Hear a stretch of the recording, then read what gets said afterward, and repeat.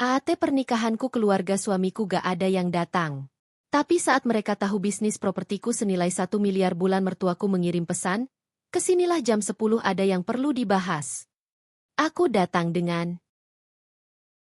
Sebelum ceritanya dimulai, silakan tulis di kolom komentar dari daerah mana saja teman-teman yang menonton cerita ini. Dan jangan lupa like dan subscribe, agar channel Cerita AR bisa terus berkembang dan mempersembahkan cerita yang terbaik. Pagi itu, matahari baru saja naik ketika April berdiri di depan jendela kamarnya yang mungil. Sinar keemasan menembus tirai tipis dan memantul di wajahnya yang lembut, menampilkan sorot mata penuh tekad. Usianya baru 26 tahun. Tetapi hidup sudah mengajarkannya kerasnya jatuh bangun tanpa belas kasihan. April merapikan jilbab pastel yang ia kenakan, lalu menatap bayangannya sendiri pada kaca. Hari ini harus lebih baik, bisiknya, kalimat yang ia ulang sejak bertahun-tahun lalu. Kalimat yang dulu terdengar seperti penghiburan kosong, tapi kini menjadi pengingat bahwa ia tidak boleh kalah oleh keadaan. Ia tumbuh dari keluarga sederhana. Orang tuanya pernah memiliki usaha kecil, sebuah toko bangunan yang ramai di masa kejayaannya. Namun badai besar datang ketika seorang rekan bisnis menipu ayahnya. Semua modal terseret habis, hutang menumpuk, dan dalam sekejap keluarga kecil itu runtuh secara ekonomi. Dari situlah April belajar, ketidakadilan bisa datang kapan saja, tanpa aba-aba. Tapi satu hal yang tidak pernah hilang dari dirinya adalah keberanian untuk bangkit, sekalipun harus memulai dari nol, sendirian, dan dengan tangan gemetar. Sementara itu, di sisi lain kota, seorang pria bernama Harry, 28 tahun, sedang mempersiapkan berkas pekerjaannya. Ia adalah tipikal lelaki pendiam, pekerja keras, dan jujur. Tidak banyak bicara, tetapi selalu ada saat April membutuhkan bahu untuk bersandar. Ia mengenakan kemeja biru muda, lalu menatap foto kecil mereka yang ia pasang di meja kamar. Foto mereka tersenyum di sebuah taman sederhana. Bagi Harry, April bukan sekadar kekasih. April adalah rumah. Tempat ia merasa dihargai, sesuatu yang jarang ia dapatkan dari keluarganya sendiri. Keluarga Harry adalah keluarga yang memandang status. Ibunya seorang wanita keras, terbiasa mendapat apa yang ia mau, dan tidak pernah menyukai April sejak awal. Perempuan biasa saja, kerjaannya nggak jelas. Begitu ucapan sang ibu dulu saat Harry pertama kali memperkenalkan April. Kakak perempuan Harry malah lebih parah. Ia memandang April seperti seseorang yang mencuri adiknya dari lingkungan mereka. Sikap keluarga itu selalu menjadi duri dalam hubungan Harry dan April. Namun Harry tetap bertahan karena ia melihat ketulusan yang bahkan keluarganya sendiri tidak pernah berikan padanya. April dan mimpi yang belum ia ceritakan pada siapapun. April bukan perempuan yang mudah menyerah. Meski pernah hancur karena kebangkrutan keluarganya, ia bangkit dengan cara perlahan namun pasti. Ia bekerja sebagai admin freelance, kadang menerima proyek desain interior kecil-kecilan. Uang yang ia hasilkan tidak besar, tapi ia pandai mengelola. Diam-diam, ia mulai belajar tentang properti dari video, seminar online, dan forum diskusi. April percaya bahwa masa depan tidak berubah kalau ia hanya pasrah. Satu hal yang tidak diketahui siapapun, termasuk keluarga Harry, adalah bahwa ia sudah membeli satu rumah tua hasil lelang bank. Rumah yang ia renovasi sedikit demi sedikit menggunakan uang tabungan dan penghasilannya. Itu proyek pertama yang membuatnya jatuh cinta pada bisnis properti. Hanya Harry yang tahu perjuangannya. Dan hanya Harry yang melihat April tidur jam 2 dini hari sambil memegang kalkulator. Kisah cinta yang lahir dari kesederhanaan. April dan Harry bertemu di sebuah seminar ekonomi komunitas. April saat itu datang sebagai peserta biasa, sedangkan Harry datang menemani teman kantornya yang menjadi pembicara. Mereka berdua tidak sengaja duduk bersebelahan. Dari obrolan kecil tentang mimpi, keduanya mulai sering bertemu. Mereka saling jatuh cinta, bukan karena harta, bukan karena tampang, tapi karena kesamaan luka dan keberanian untuk bertahan hidup. Harry melihat keteguhan April. April melihat ketulusan Harry. Mereka memutuskan menikah tanpa banyak pesta. Bagi keduanya, pernikahan bukan tentang kemewahan, tapi tentang dua hati yang memilih untuk saling melindungi. Namun, justru di titik bahagia itu, luka baru mulai terbuka. Luka yang disebabkan oleh orang-orang yang seharusnya menjadi keluarga Harry sendiri. Meski April mencoba bersikap tegar, Ada ketakutan besar dalam hatinya. Kalau keluarganya tidak menerimaku, apakah nanti aku akan selalu dipandang rendah? Ia tidak pernah membayangkan bahwa di masa depan, keadaan akan berbalik begitu jauh. Tidak pernah ia duga, orang-orang yang menghina dan tidak menghadiri pernikahannya akan suatu hari mengemis bantuannya hanya karena nilai bisnis propertinya mencapai miliaran rupiah. Tapi cerita itu belum terjadi hari ini. Yang ada hanya sepasang kekasih yang saling menguatkan satu sama lain, menyiapkan langkah menuju hari besar mereka. Pernikahan yang akan diselimuti air mata. Bukan karena bahagia, tetapi karena ketidakhadiran keluarga mertua. Hari itu harusnya menjadi hari paling bahagia dalam hidup April. Hari yang sudah ia bayangkan sejak kecil. Bukan dengan gaun mahal atau pesta besar, tetapi sebuah upacara sederhana yang penuh kehangatan dan doa. Langit cerah, angin berhembus pelan, dan halaman kecil tempat akad dilaksanakan sudah dihias oleh keluarga April dengan bunga-bunga sederhana hasil kebun tetangga. Meja akad diletakkan di bawah pohon mangga tua yang menjadi saksi tumbuh besarnya April. Harry berdiri di depan, tampak rapi dengan kemeja putih dan jas sederhana. Wajahnya tenang, tapi dari sorot matanya terlihat kecemasan yang tidak bisa ia sembunyikan dari siapapun, kecuali April. Di tengah suasana sakral itu, ada satu hal mencolok. Tidak ada satupun keluarga Harry yang hadir. Tidak ibunya, tidak kakak perempuannya, tidak paman, bibi, atau sepupu. Tidak ada. Seolah hari besar ini tidak penting sama sekali. Seolah April tidak layak untuk dilihat. Mereka, beneran gak datang? Beberapa menit sebelum akad dimulai, April berdiri di samping kamar. Ia melihat layar HP-nya yang berkedip. Satu pesan dari ibu mertua. Bukan ucapan selamat. Bukan adab seorang calon ibu mertua. Hanya satu pesan pendek, dingin, tanpa emosi. Maaf, kami ada urusan. Tidak bisa hadir. Tidak ada penjelasan. Tidak ada suara telepon. Tidak ada niat. April terdiam cukup lama. Tangannya gemetar saat Harry mendekat. Sayang, aku minta maaf, ucap Harry lirih. Suaranya serak. Aku sudah telepon, sudah minta, sudah jelasin, tapi mereka tetap nggak mau datang. Mereka bilang. Harry tidak sanggup melanjutkan. Matanya memerah. April memaksa tersenyum. Nggak apa-apa, Harry. Kita masih tetap menikah hari ini, kan? Itu yang penting. Namun hatinya terasa diremas. Ia mencoba kuat, tetapi air mata yang ia tahan membuat dadanya sesak. Akad pun berlangsung. Saat penghulu mulai berbicara, tamu-tamu dari pihak April mulai memenuhi kursi. Ada tetangga, saudara, teman lama. Mereka memberikan senyum tulus, memberi saran, doa, dan pelukan. April duduk di samping ibunya, yang memegang tangan putrinya kuat-kuat. April, kamu sudah kuat selama ini, ujar sang ibu dengan mata berkaca-kaca. Jangan biarkan ini merusak kebahagiaanmu. April mengangguk, walau hatinya retak. Ketika Harry mengucapkan ijab kabul, suaranya terdengar mantap. Tangannya menggenggam tangan ayah April dengan penuh hormat. Dan ketika kalimat sakral itu sah, semua tamu bersorak senang. Semua, kecuali keluarga mertua yang tidak pernah muncul. Sesudahnya, hati yang tak bisa sepenuhnya bahagia. Setelah acara selesai, April duduk sendirian sebentar di ruang tamu rumahnya. Hamparan bunga dan ucapan selamat dari tetangga tidak mampu menghapus perasaan kosong di dadanya. Harry datang membawa 2 piring kecil berisi hidangan pernikahan. Sayang, Harry duduk di sampingnya. Aku tahu kamu sedih. Aku juga. April menggigit bibir bawahnya. Aku cuma bertanya, Harry, apa aku memang tidak cukup baik untuk keluargamu? Harry langsung memegang kedua tangan April dengan kuat. Kamu lebih dari cukup. Mereka saja yang tidak bisa melihat nilai kamu. April menatap dalam ke mata suaminya. Ada ketulusan di sana. Namun tetap saja, ucapan itu tidak mampu sepenuhnya menghapus luka. Luka yang mungkin akan terus mengikuti pernikahan mereka. Dinginnya perlakuan mertua. Malam itu, ketika semua tamu sudah pulang, April membuka kembali pesan ibu mertua. Kali ini ia membaca lebih pelan, berharap menemukan sedikit rasa hormat. Tapi tetap sama. Dingin. Sing. Tidak peduli. Ponsel April kembali berbunyi. Kali ini pesan dari kakak ipar. Selamat deh.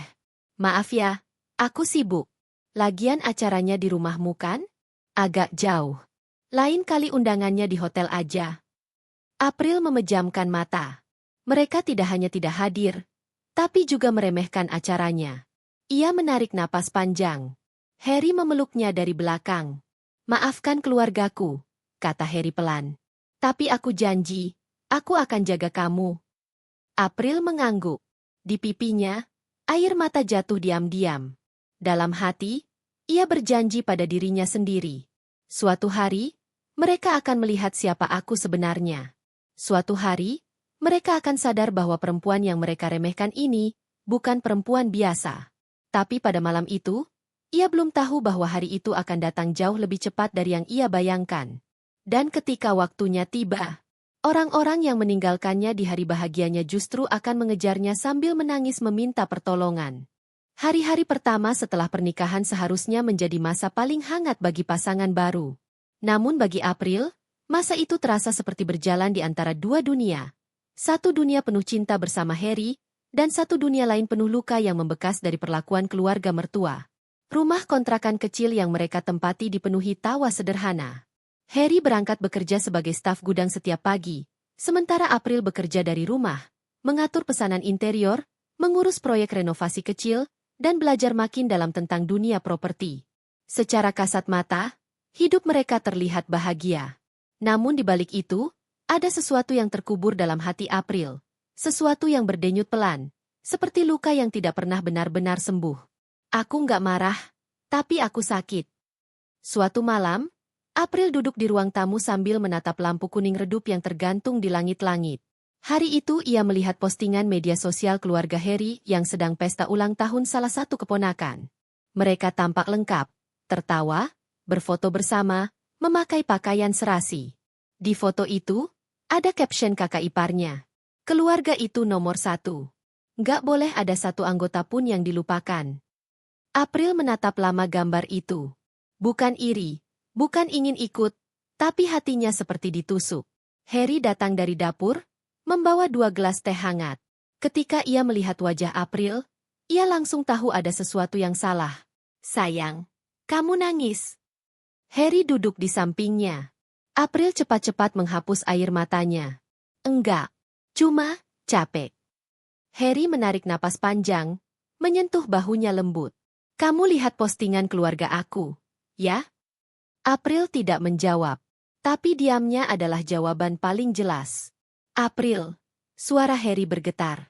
Aku minta maaf. Aku tahu ini semua berat buat kamu. April menunduk, menggenggam jemarinya sendiri. Aku nggak marah, Harry. Sama sekali nggak. Aku cuma sakit.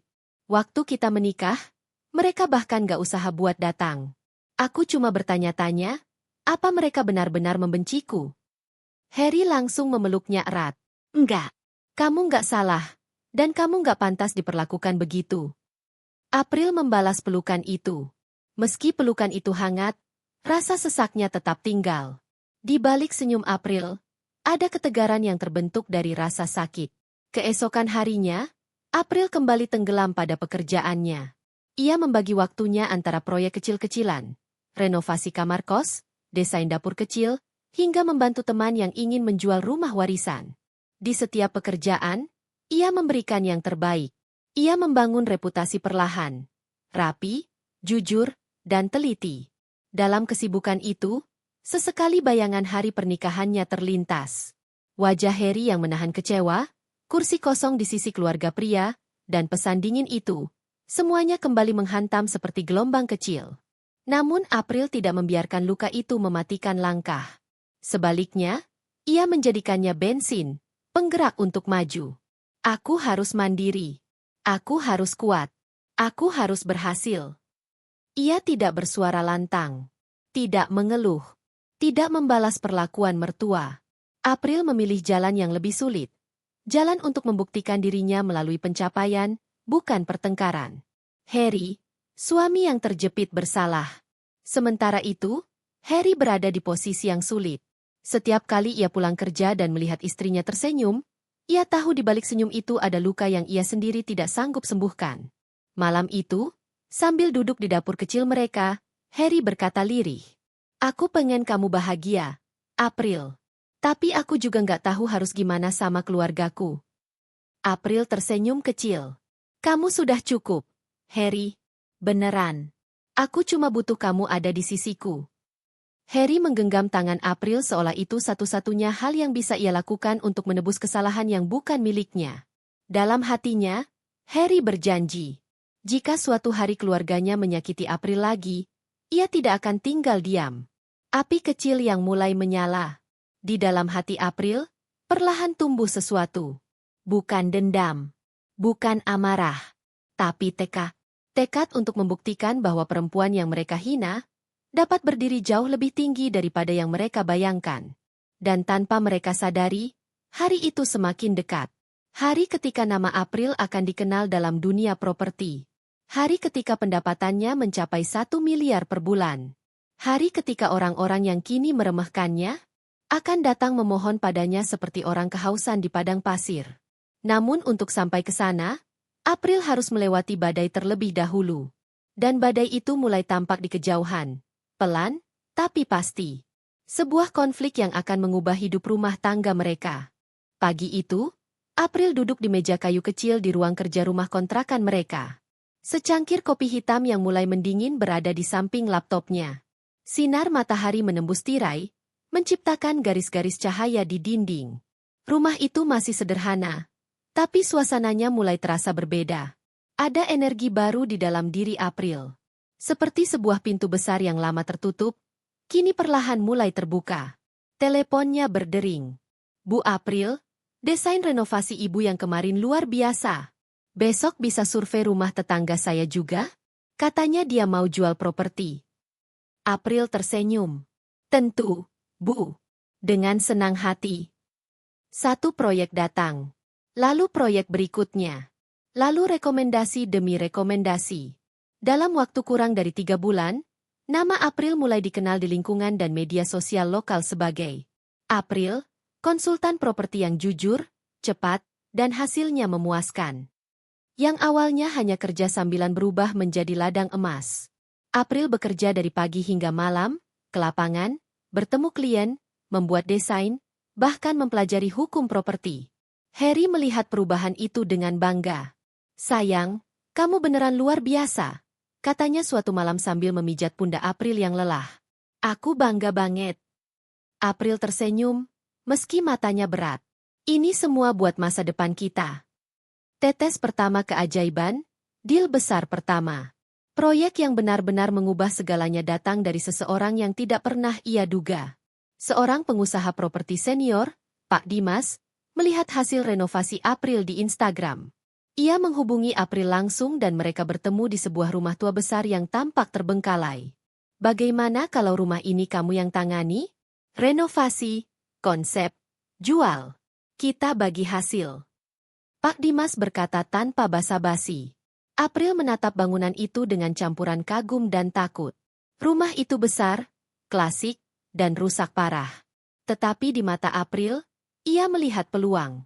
Saya ambil, Pak. Jawab April mantap. Selama 2 bulan penuh, April menghabiskan waktu menata ulang interior, memilih material terbaik tanpa boros, mendesain ulang fasad, hingga memastikan semua ruangan punya nilai jual. Ketika rumah itu akhirnya selesai, hasilnya luar biasa. Elegan, modern, namun tetap mempertahankan sentuhan klasik. Saat rumah itu terjual dalam waktu seminggu dengan harga tinggi, Pak Dimas hanya bisa menggeleng kagum. Kamu punya mata yang tajam, April. Kamu bukan sekadar jago desain. Kamu punya insting bisnis. Dari proyek itulah, rekening April mulai berubah. Angka yang sebelumnya ratusan ribu kini menjadi puluhan juta. Lalu ratusan juta. Lalu, lebih. Dalam setahun, April menjadi sesuatu yang baru. Bisnis April yang awalnya kecil-kecilan kini tumbuh seperti roket. Ia menyewa kantor kecil, mempekerjakan 2 staf, dan membuat brand sendiri. Projek demi projek datang tidak berhenti. Investor mulai melirik. Bahkan bank memberikan penawaran kerjasama. Setahun sejak pernikahan, Angka pendapatan bulanannya stabil di angka yang mengejutkan. 1 miliar rupiah per bulan. April tidak sombong. Tidak pamer. Ia hanya bekerja lebih keras.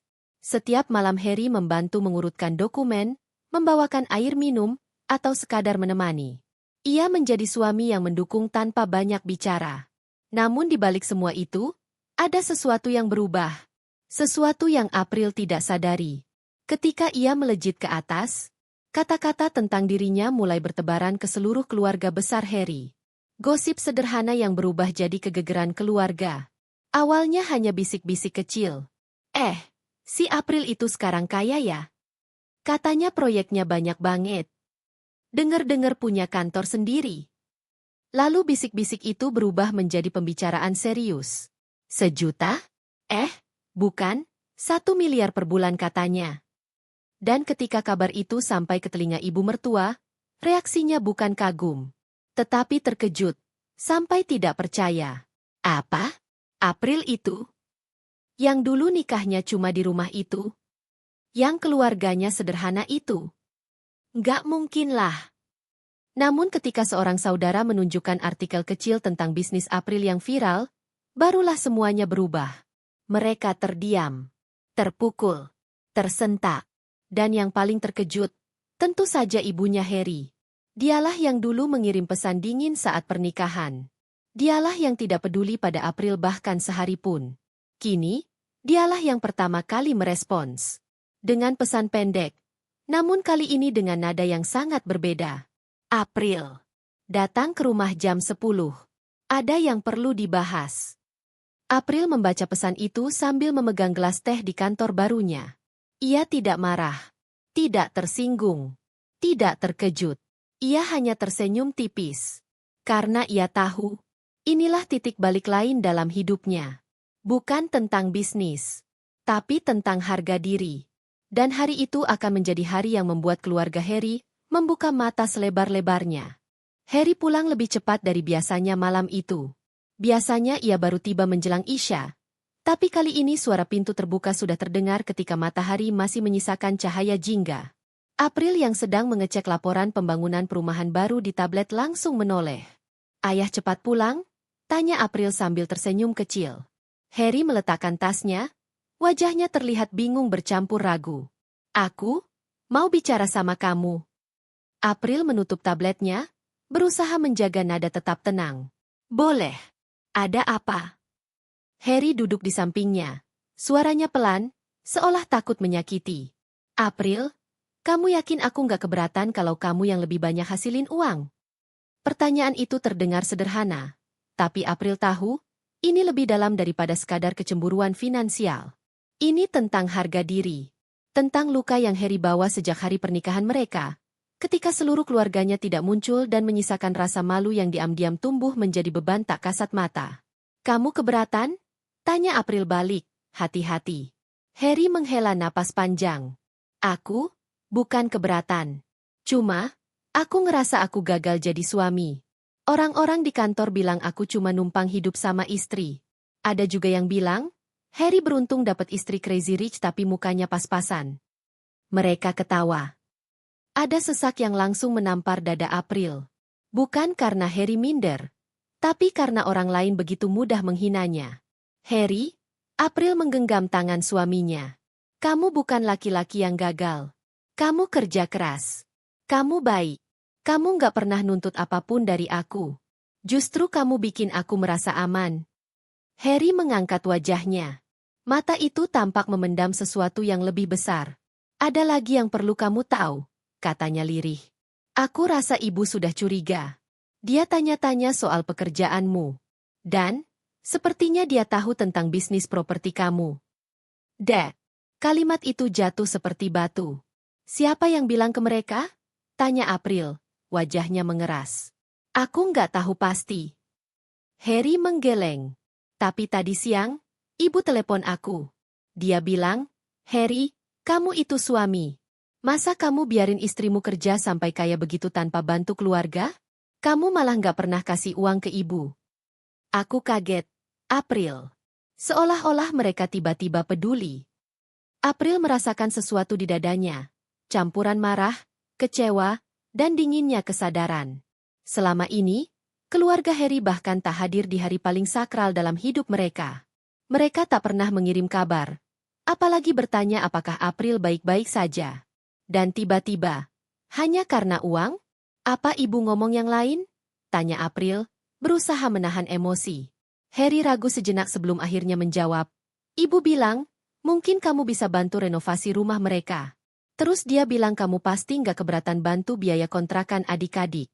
Katanya, masa orang sekaya April nggak bisa bantu keluarga suaminya? Rasanya seperti ditampar. April menunduk, mengatur napas.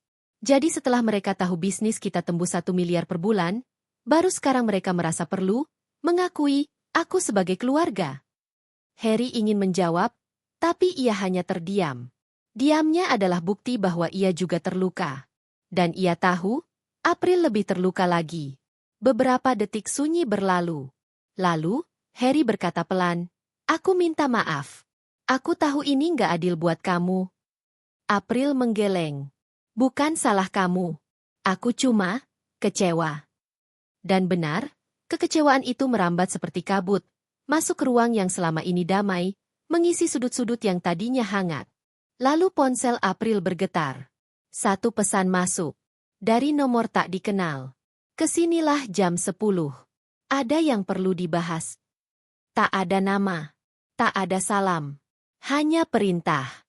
April menatap layar itu lama. Sangat lama. Sebelum berkata pelan.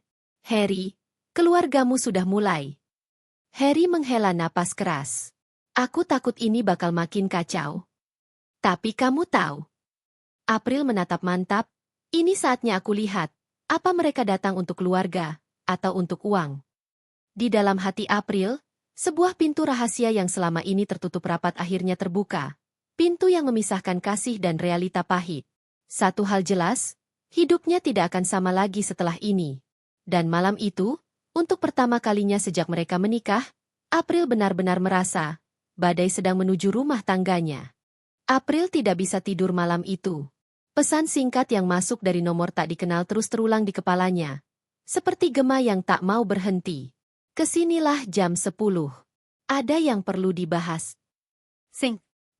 Tidak sopan. Tidak ada salam. Tidak ada penjelasan. Ia tahu siapa pengirimnya. Ia tahu gaya bicara itu.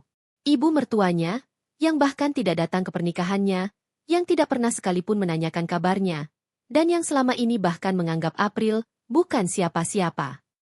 April duduk di tepi ranjang sambil memandang layar ponselnya yang gelap. Lampu kamar redup. Sementara Harry sudah tertidur setelah semalaman gelisah dengan pikiran sendiri. April merapikan selimut Harry, menatap wajah suaminya yang lelah. Di balik semua ketidakadilan yang ia terima dari keluarga Harry, laki-laki ini satu-satunya alasan ia tetap bertahan. Namun pesan itu terasa seperti serangan. Seolah-olah mereka merasa berhak memerintahnya.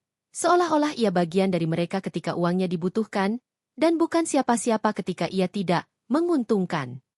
April menghela napas panjang. Besok jam 10, aku akan datang.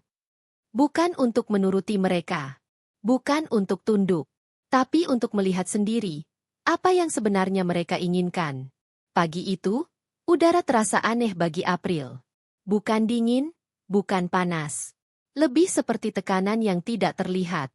Ia bangun lebih pagi, membuat sarapan untuk Harry, lalu duduk di meja makan sambil memainkan sendok tanpa selera. Hari ini kamu mau pergi? Tanya Harry, yang baru keluar dari kamar mandi sambil mengeringkan rambut. April mengangguk pelan. Jam 10. Ibu. Harry langsung berhenti mengelap rambut. Bahunya mengencang.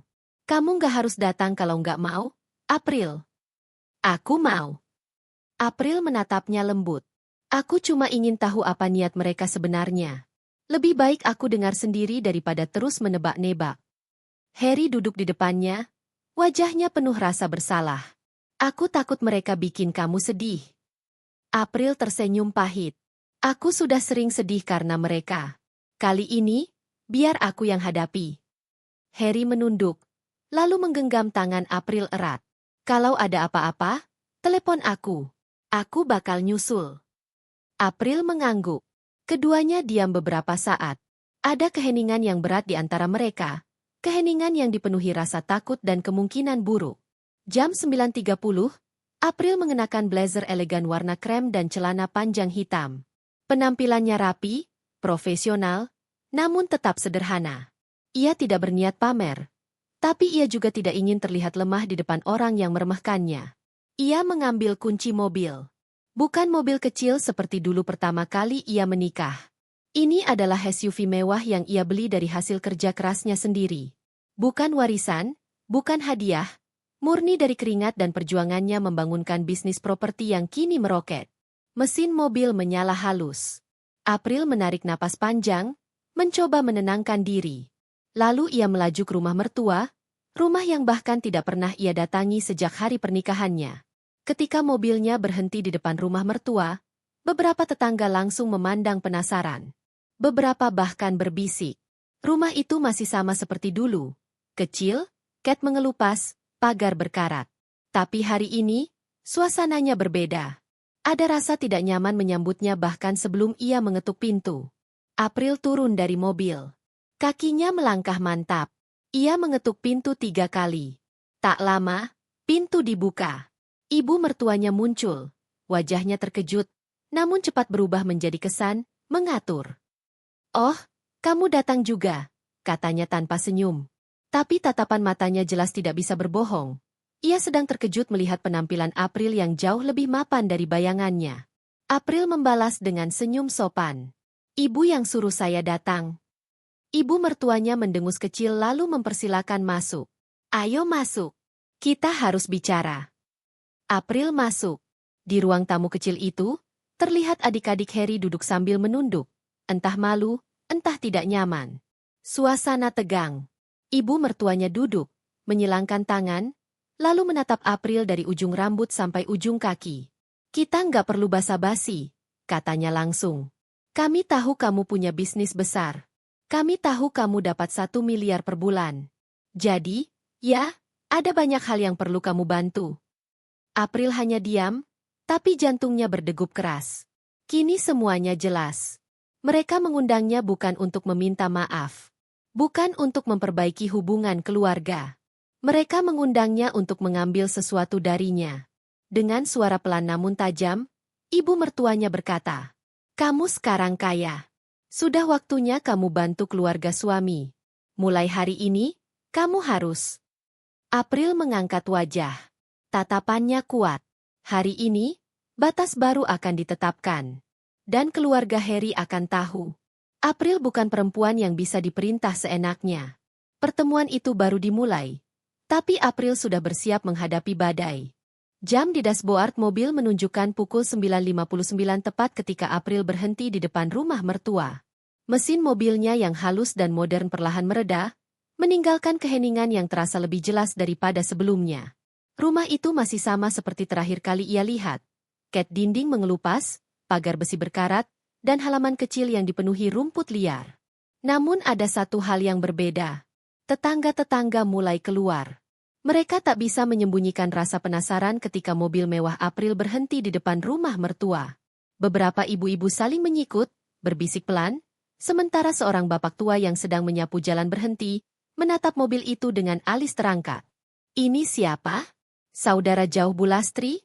bisik salah satu ibu. "Entahlah, tapi itu mobil harganya bukan main," jawab yang lain, matanya tak lepas dari April. April menarik napas panjang, mencoba menenangkan degupan jantungnya. Bukan karena ia takut, tapi karena ia tahu, langkahnya hari ini akan menentukan batas baru antara dirinya dan keluarga suaminya. Ia turun dari mobil. Angin pagi menyapu wajahnya. Penampilannya sederhana tapi berwibawa. Blazer krem, celana hitam rapi, rambut tertata elegan. Tidak ada hal berlebihan dalam dirinya, kecuali mobil yang ia kendarai. Namun justru itulah yang membuat semuanya berubah. Saat April menutup pintu mobilnya, suara sepatu haknya menyentuh lantai teras. Pintu rumah terbuka cepat, seolah orang di dalamnya sudah tidak sabar menunggu. Ibu mertua, Bulastri, muncul dari balik pintu. Ekspresi wajahnya beku. Matanya turun naik meneliti April, lalu beralih ke mobil mewah yang terparkir gagah di depan rumah. Ada keterkejutan yang berusaha ia sembunyikan, Tapi jelas terlihat dari caranya menelan ludah dan memaksa wajahnya tetap datar. "Oh," katanya singkat. "Kamu datang." April tersenyum sopan. "Ibu yang suruh saya datang. Jadi saya datang."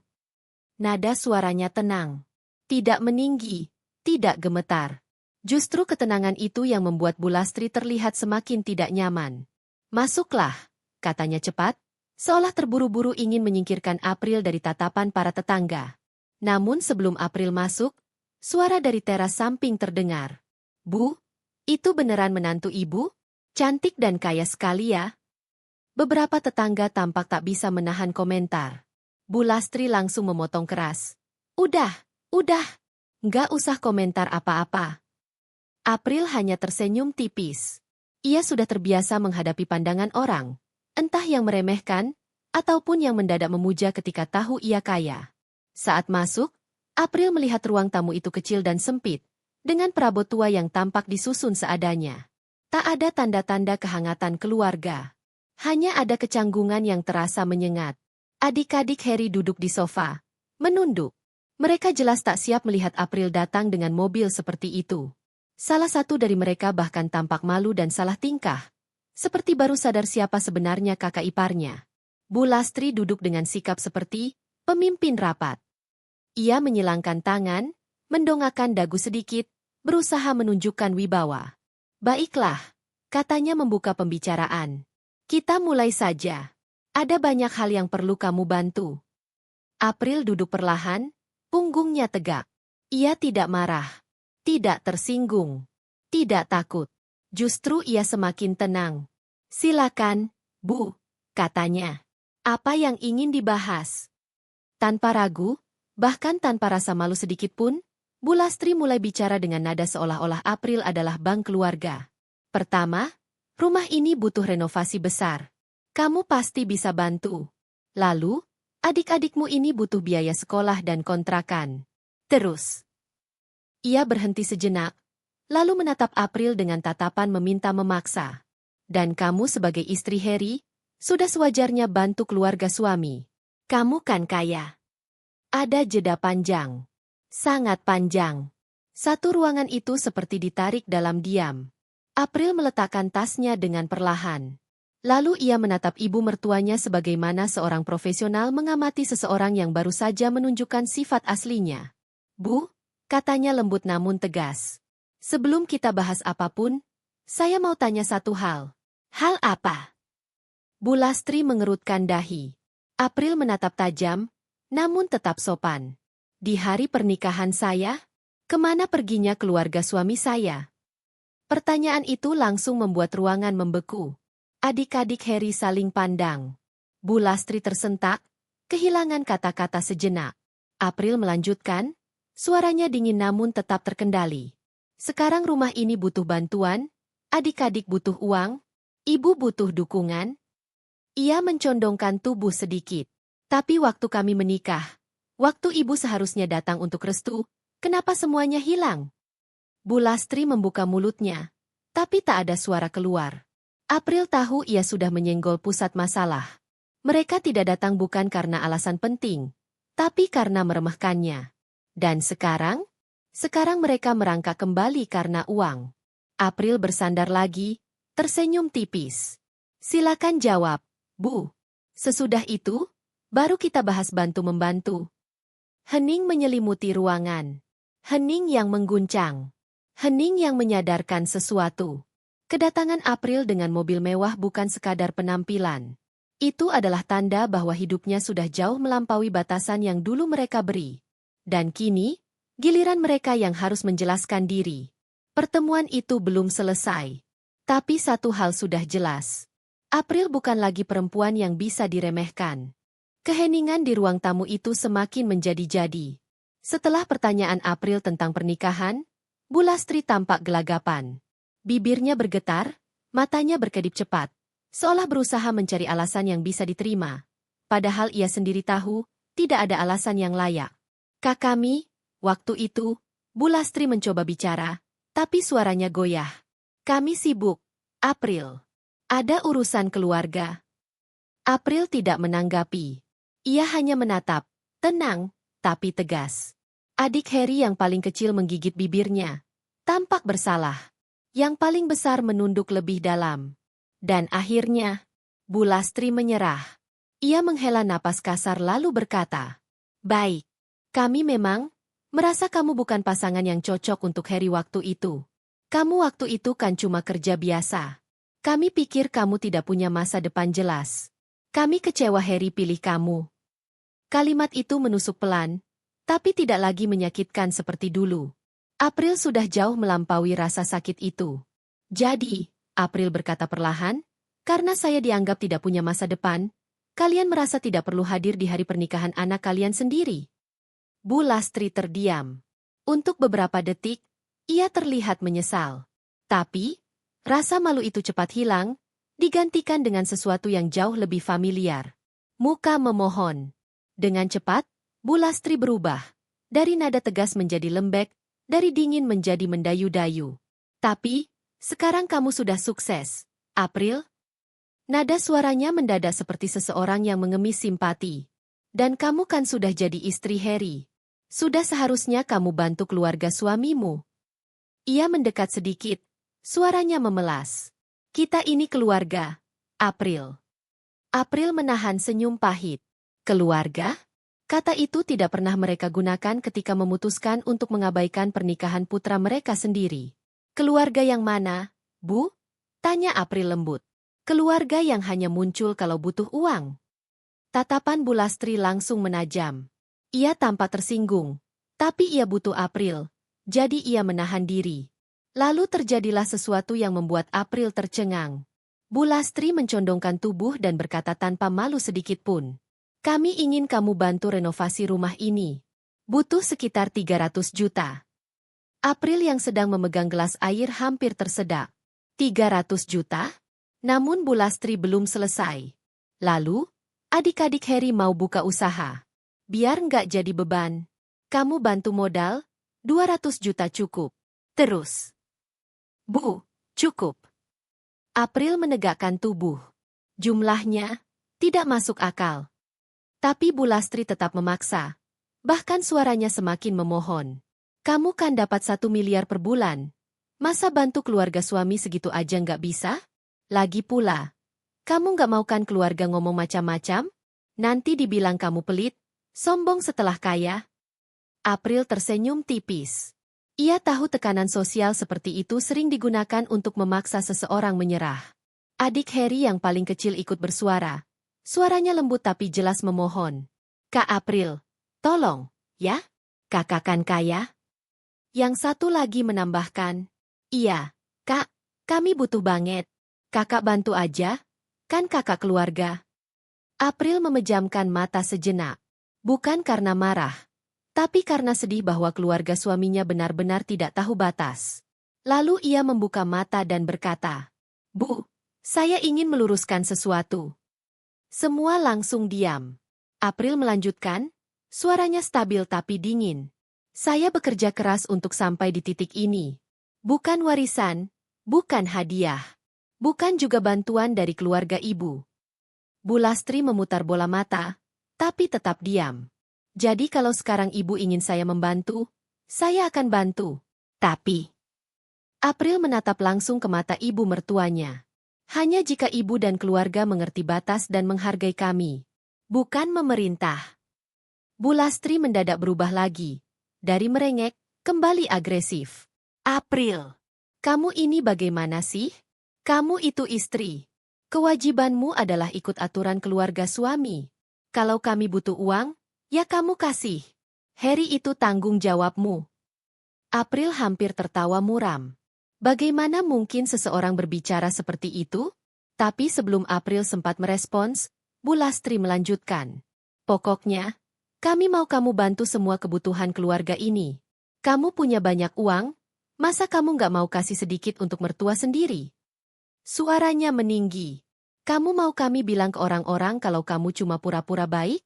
Kalau kamu cuma numpang hidup dari Harry?" Itu bukan sekadar permintaan lagi. Itu ancaman. April perlahan bersandar, menatap Bu Lastri lama. Lalu ia bicara tegas. "Bu, saya datang ke sini untuk menghargai permintaan ibu. Tapi kalau ibu berniat memaksa dan mengancam, lebih baik saya pergi. Suasana ruangan langsung meletup tegang. Kamu berani melawan saya, April? Bu Lastri menggertak. April berdiri dengan tenang. Saya tidak melawan. Saya hanya menolak permintaan yang tidak masuk akal. Adik-adik Harry menunduk. Mereka mulai sadar situasi berubah tidak menguntungkan. Hening panjang terjadi.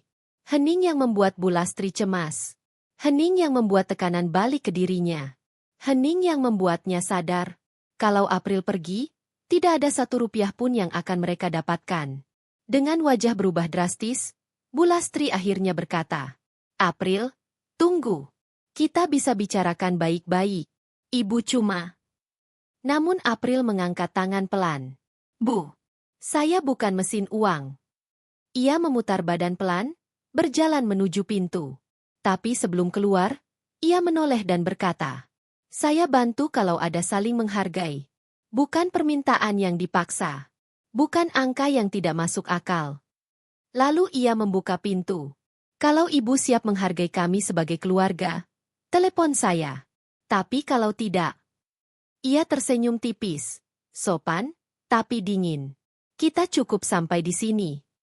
Kemudian April melangkah keluar, meninggalkan ruangan yang kini dipenuhi rasa syok dan ketakutan. Mobil mewahnya melaju pergi. Dan baru kali ini keluarga Harry benar-benar merasakan sesuatu. April bukan perempuan yang bisa diperalat. Dan mereka baru saja kehilangan kesempatan besar, karena keserakahan mereka sendiri. Sepanjang perjalanan pulang, April tidak menangis. Tidak marah. Tidak memaki. Ia hanya menatap jalanan dengan tatapan yang jauh.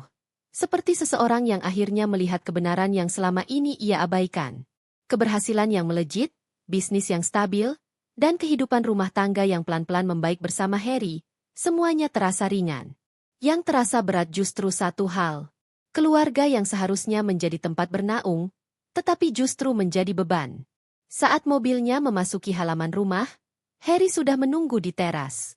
Raut wajahnya cemas, seakan ia bisa menebak apa yang terjadi di rumah ibunya. Gimana? Tanya Harry pelan begitu April keluar dari mobil. April tidak langsung menjawab. Ia hanya menatap suaminya, lalu menghela napas panjang. Mereka minta 300 juta untuk renovasi rumah. Dan 200 juta untuk modal usaha adik-adikmu, kata April tenang. Harry menutup wajahnya. Ya Tuhan, aku sudah bilang sama ibu jangan begitu. April mendekat, memegang tangan suaminya. Aku nggak marah, Harry, tapi aku kecewa. Mereka duduk berdua di sofa ruang tamu. Tidak ada suara selain detak jam dinding. Lalu Harry berkata, aku minta maaf. Seharusnya aku yang kesana, bukan kamu. April tersenyum tipis. Bukan soal itu. Ini tentang bagaimana keluarga kamu melihat kita, melihat pernikahan kita. Mereka hanya mau menerima aku kalau aku bisa memberi mereka sesuatu. Itu menyakitkan, Harry. Suaminya menunduk. Wajahnya penuh rasa bersalah. Aku bakal bicara sama mereka, katanya tegas. Namun April memegang tangannya, menggeleng pelan. Tidak, biar aku saja. Harry mengangkat wajah, tak percaya. Kamu masih mau bicara sama mereka? April tersenyum lirih. Senyum yang bukan berasal dari kelembutan, tapi dari pendewasaan. Bukan untuk menyerah, tapi untuk menegaskan batas. Keluarga itu penting, tapi harga diri lebih penting. Malam itu, April duduk sendirian di ruang kerja. Lampu meja temara menerangi wajahnya. Ia membuka laptop, lalu menuliskan beberapa hal. Batas bantuan. Prioritas keluarga kecil. April A. Harry. Syarat jika ingin dibantu. Komitmen saling menghargai. Ia bukan ingin membalas. Ia hanya ingin menegaskan. Tidak ada bantuan tanpa penghargaan. Tidak ada hubungan tanpa batas. Ketika selesai menulis, ia mengambil ponsel dan mengetik pesan singkat untuk mertua. Ibu, besok saya akan kembali ke rumah. Tapi bukan untuk membahas uang. Saya ingin membahas bagaimana kita bisa saling menghargai sebagai keluarga. Jika ibu siap bicara dengan kepala dingin, saya datang. Tapi kalau ibu masih ingin memerintah dan memaksa, kita tidak perlu melanjutkan pembicaraan ini. Saya datang dengan niat baik. Semoga ibu juga begitu. April. Ia membaca ulang pesan itu beberapa kali. Tone-nya tidak kasar. Tidak meledak-ledak. Tidak menyindir. Justru elegan, tegas, dan sangat dewasa. Ia menekan tombol send. Dan hanya beberapa menit kemudian, ponselnya berbunyi. Bu Lastri. April, besok datanglah. Ibu, mau bicara baik-baik. April menatap pesan itu dengan perasaan campur aduk. Ada sedikit lega. Ada sedikit waspada. Tapi ada satu hal yang ia sadari. Keberanian tidak selalu tentang melawan. Kadang, keberanian adalah menegakkan harga diri tanpa kehilangan adab. Ia menutup laptop, mematikan lampu kerja, dan berjalan ke kamar. Harry sudah tertidur. Wajahnya terlihat letih. April duduk di tepinya, mengelus rambut suaminya, dan berbisik pelan. Aku akan melindungi kamu. Tapi kamu juga harus melindungi aku. Ia berbaring, menarik selimut, dan menutup mata. Besok akan menjadi hari yang panjang. Namun ia merasa siap. Karena untuk pertama kalinya dalam hidupnya, April menyadari satu hal. Kebaikan itu indah, tapi kebaikan tanpa batas hanya akan membuat orang lain menempatkan kita di tempat yang salah. Dan besok, kebaikan itu akan diberi batas. Batas yang elegan, tegas, dan tidak bisa digoyahkan. Hujan turun pelan sore itu, membasahi halaman depan rumah besar milik April. Rumah yang dulu hanya ia impikan ketika hidupnya masih serba pas-pasan bersama Bima. Di balik kaca ruang tamu, April berdiri memandangi tetesan air yang turun seperti menyapu semua luka-luka lama yang pernah ia simpan bertahun-tahun. Suasana rumah begitu tenang. Tidak ada suara marah-marah, tidak ada hinaan, tidak ada tekanan seperti dulu ketika ia masih mencoba keras untuk diterima keluarga suaminya. Hari itu adalah hari yang berbeda. Hari ketika semuanya menemukan titik akhirnya. Satu mertua mantan suami datang memohon. Ketukan pintu terdengar. Pelan, tapi jelas penuh keraguan. April tahu siapa yang datang. Ia sudah diberitahu oleh satpam bahwa dua orang, ibu mertua dan Bima, berada di depan rumah sambil membawa payung kecil. Mereka terlihat basah kuyup karena menunggu cukup lama. April tidak terburu membuka. Ia menarik napas dalam, memastikan hatinya tetap stabil. Setelah pintu terbuka, tampaklah ibu mertua dengan mata sembab dan suara bergetar. April, tolong, ibu mohon. Jangan tinggalkan kami seperti ini. Ibu sudah salah besar menilaimu, ibu sudah keterlaluan. Bima berdiri sedikit di belakang, wajahnya lusuh tak terawat. Jauh berbeda dari laki-laki arogan yang dulu meninggalkannya karena dianggap terlalu kampungan. April, aku ingin bicara, ucap Bima lirih. Dua orang itu kini berdiri di rumah yang dulu mereka anggap tidak mungkin dimiliki oleh wanita seperti April. Wanita yang dulu mereka hina, yang mereka remehkan, yang dianggap tidak pantas berdampingan dengan keluarga mereka. Ironis, kini mereka yang datang meminta belas kasihan. Dua jawaban April yang tenang tapi menohok. April tersenyum tipis. Senyum yang tidak marah, tidak dendam. Hanya dewasa. Ibu, Bima, kalian datang pada waktu yang tepat. Katanya, karena aku juga ingin menyelesaikan semuanya hari ini. Ibunya Bima buru-buru menghapus air mata. April, tolong maafkan ibu. Ibu buta, ibu salah menilaimu, ibu tidak tahu kamu akan sesukses ini. April menatapnya lama. Ibu, masalahnya dari dulu bukan soal aku sukses atau tidak sukses. Yang ibu lihat hanya kekuranganku. Ibu tidak pernah melihat aku sebagai manusia, sebagai istri, sebagai keluarga. Ibu mertua terisak. Lalu April memalingkan tatapan ke Bima. Dan kamu, kau meninggalkanku di titik terendah hidupku. Kau biarkan ibumu memperlakukanku seperti aku bukan istrimu. Bima menunduk. Suara pecah. April, aku menyesal. Aku salah besar. Aku bodoh. Aku terlalu dengar orang. Aku salah memilih. Aku ingin kita kembali. April menggeleng pelan. Tidak. Kita selesai sejak hari kau memilih wanita lain di belakangku. Dan kau tahu apa yang paling kupelajari dari hubungan kita? Bima menahan napas. April tersenyum lembut. Senyum yang justru paling menyakitkan. Aku tidak pernah kehilanganmu. Kau yang kehilangan aku. 3 keputusan besar yang mengubah semuanya. April mempersilakan mereka masuk ke teras saja, tidak ke dalam rumah. Bukan karena membenci, tapi karena ia ingin menjaga batas. Aku sudah tanda tangan surat perceraian. Kuantar lewat pengacara, kata April. Bima gemetar. April, jangan. Setidaknya beri aku kesempatan memperbaiki semuanya. April menatapnya teguh. Kesempatan itu dulu kau buang sendiri. Aku sudah berdamai dengan masa lalu. Ibu mertua menangis lagi. Lalu ibu harus bagaimana? April? Ibu tidak punya siapa-siapa lagi. April mengangguk pelan. Ibu, aku maafkan semuanya. Tapi aku tidak bisa kembali menjadi bagian keluarga ini. Maaf bukan berarti kembali. Ada hening panjang. Hening yang terasa lengkap. Final. 4 kehidupan baru yang lebih baik. Setelah mereka pergi, April berdiri di depan pintu sambil memejamkan mata. Ada perasaan lega yang mengalir, seolah beban bertahun-tahun akhirnya lepas. Di ruang belakang, ponselnya berbunyi. Itu pesan dari tim manajemen bisnis propertinya. Proyek baru disetujui investor, Bu April. Selamat. April tersenyum lebar. Hidupnya kini penuh kendali, penuh harapan, penuh kesempatan baru. Ia berjalan pelan ke jendela besar yang menghadap kota. Pemandangan lampu-lampu gedung seakan menjadi simbol perjalanan panjangnya. Dari diremehkan, dihina, disiksa mental, menjadi wanita kuat yang memimpin hidupnya sendiri. 5 pesan moral. Malam itu, April menulis satu kalimat di jurnalnya. Kalimat yang menjadi penutup kisah panjangnya.